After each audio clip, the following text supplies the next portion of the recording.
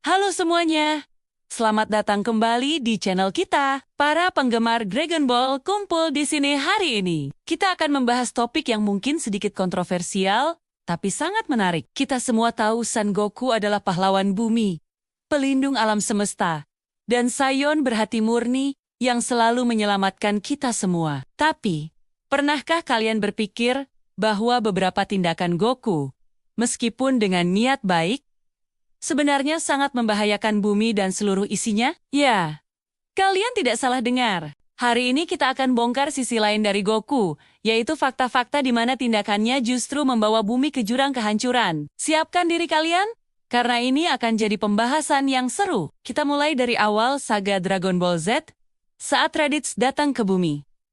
Oke, di sini Goku memang berkorban untuk mengalahkan kakaknya.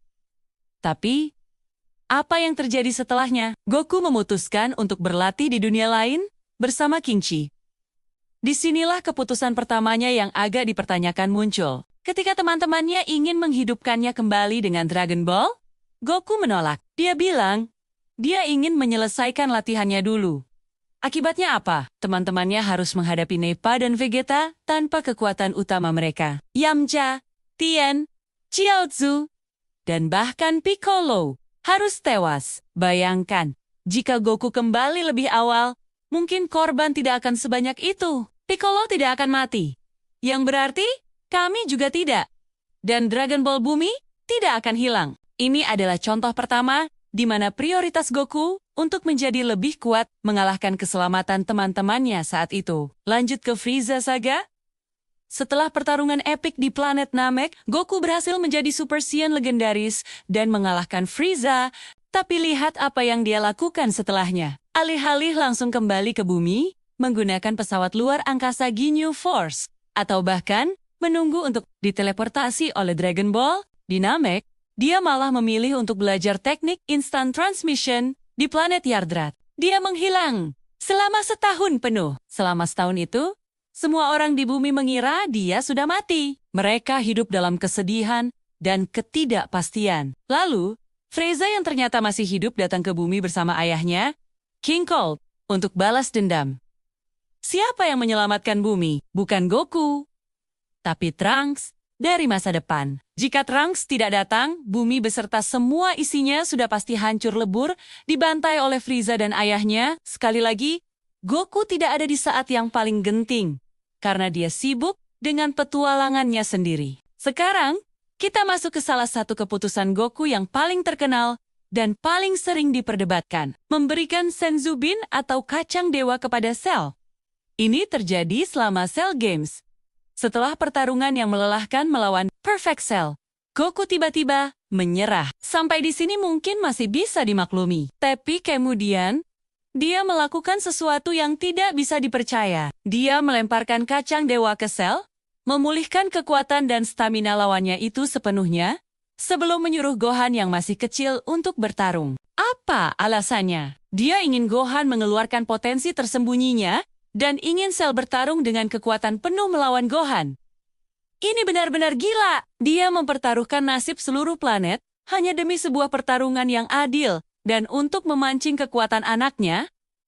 Akibatnya, Gohan tertekan secara psikologis, Android 16 hancur, dan Goku sendiri akhirnya harus berkorban, sia-sia untuk menteleportasi Cell yang mau meledakkan diri ke planet King Chi. Pengorbanan yang sebenarnya tidak perlu terjadi jika dia tidak memberikan kacang dewa itu sejak awal. Tidak berhenti di situ. Bahkan setelah mati pun, kebiasaan Goku ini tidak hilang. Selama 7 tahun setelah Cell Games, Goku memutuskan untuk tetap tinggal di dunia lain. Alasannya dia merasa bahwa dialah yang selalu menarik musuh-musuh kuat ke bumi.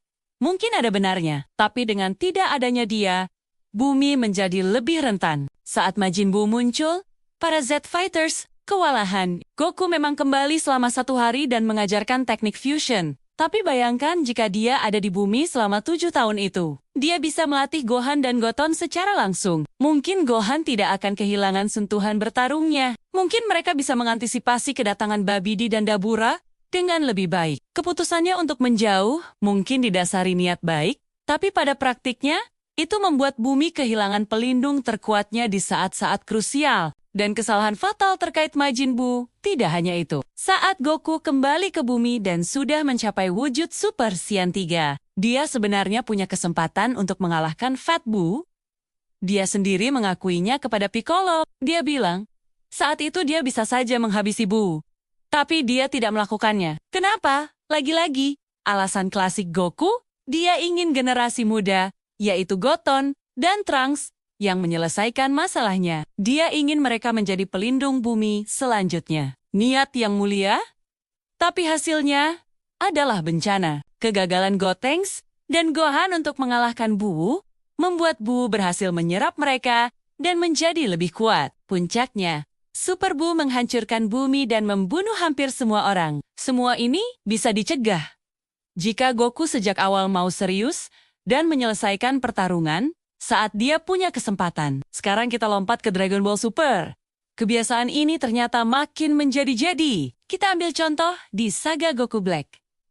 Saat bertarung melawan Zamasu dan Goku Black, Goku membawa kacang dewa. Dan apa yang dia lakukan? Setelah pertarungan, dia memberikan kacang dewa kepada musuhnya. Lagi-lagi, Vegeta sampai marah besar melihat kelakuan Goku ini. Logikanya adalah, untuk apa memulihkan kekuatan musuh yang jelas-jelas ingin memusnahkan seluruh umat manusia? Ini menunjukkan betapa naifnya Goku dan betapa obsesinya terhadap pertarungan yang seru seringkali membutakan logikanya. Untungnya saat itu tidak terjadi hal yang lebih buruk, tapi ini adalah pola perilaku yang berulang dan sangat berbahaya. Dan tentu saja, kita tidak bisa melupakan pemicu dari seluruh alur cerita Tournament of Power.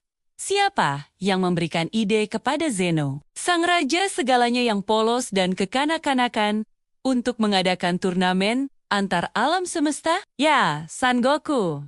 Awalnya, Zeno hanya ingin bermain dengan Goku.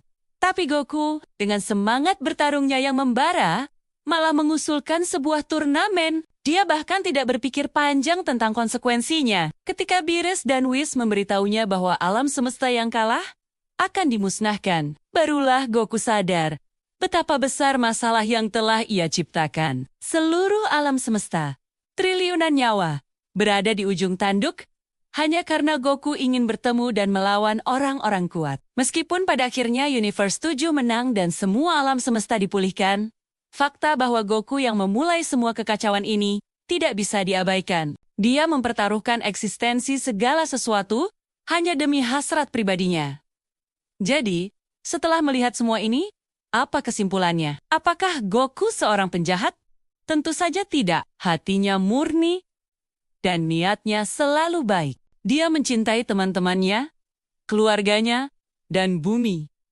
Masalahnya terletak pada sifat sayannya yang murni dan naif, obsesinya untuk menjadi lebih kuat, dan hasratnya untuk mendapatkan pertarungan yang bagus, seringkali membuatnya mengambil keputusan yang sangat ceroboh dan berisiko tinggi. Dia lebih mementingkan keseruan sebuah pertarungan daripada menyelesaikannya dengan cepat dan efisien. Dia seringkali lupa bahwa yang dipertaruhkan bukan hanya egonya, tapi nyawa miliaran orang. Ironisnya, pahlawan terhebat bumi juga merupakan ancaman tidak langsung terbesar bagi bumi itu sendiri. Dia adalah magnet masalah. Tapi ya, tanpa sifat Goku yang seperti ini, mungkin Dragon Ball tidak akan seseru yang kita kenal sekarang kan? Bagaimana menurut kalian? Apakah kalian setuju bahwa tindakan Goku seringkali membahayakan bumi? Atau kalian punya pembelaan untuknya? Tulis pendapat kalian di kolom komentar di bawah ya.